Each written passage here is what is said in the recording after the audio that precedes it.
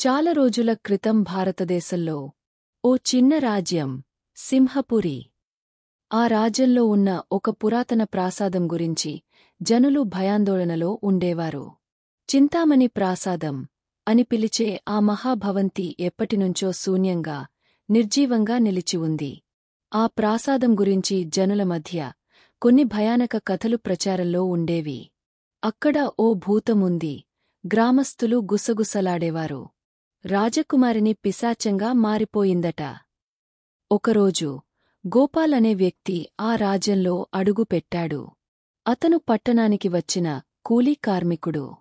రాజ్యంలో జరుగుతున్న గుసగుసలు విని అతను నిజానిజాలు తెలుసుకోవాలని నిర్ణయించుకున్నాడు. రాత్రివేళ గోపాల్ కొద్దిపాటి దీపం చేతబట్టి ఆ ప్రాసాదానికి వెళ్లాడు. అతని మనసులో భయం లేఖించుకున్నప్పటికీ కుతూహలంతో ముందుకు సాగాడు. ప్రాసాదం లోపల అడుగుపెట్టగానే శీతల గాలి వీస్తూ గోపాల నడుం వెంట నడిచినట్టుగా అనిపించింది. గాలిలో ఓ సుగంధం తేలుతూ కనిపించింది.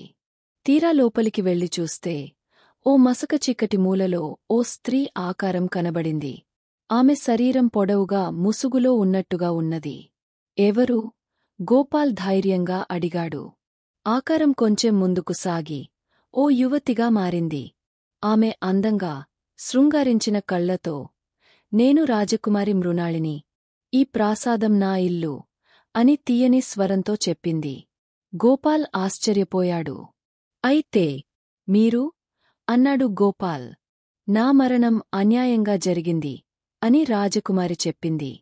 నా మామయ్య అయిన మంత్రి రాజ్యాన్ని లూటీ చేసేందుకు నా తండ్రిని చంపించి నన్ను ఈ ప్రాసాదంలో ఒక చీకటి గదిలో బంధించాడు. నేను అక్కడ ఆకలితో అలమటిస్తూ ప్రాణం విడిచా. అప్పటినుండి నా ఆత్మ ఈ ప్రాసాదంలో చిక్కుకుంది. మీ ఆత్మను ఎలా విముక్తి చేయగలను? గోపాల్ ఆసక్తిగా అడిగాడు.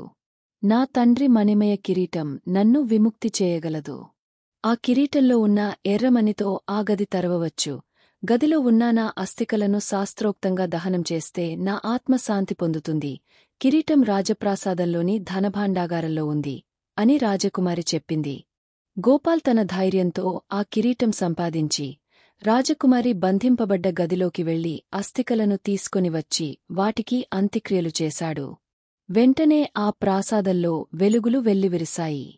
రాజకుమారి ఆత్మ ఆనందంగా మెరిసింది.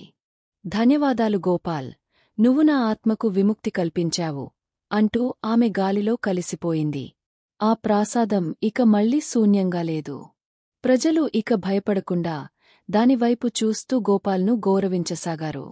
అప్పటినుండి గోపాల్ పేరు రాజ్యంలో ఒక పరాక్రమపు కథగా మారిపోయింది. Thanks for watching. Please like and subscribe.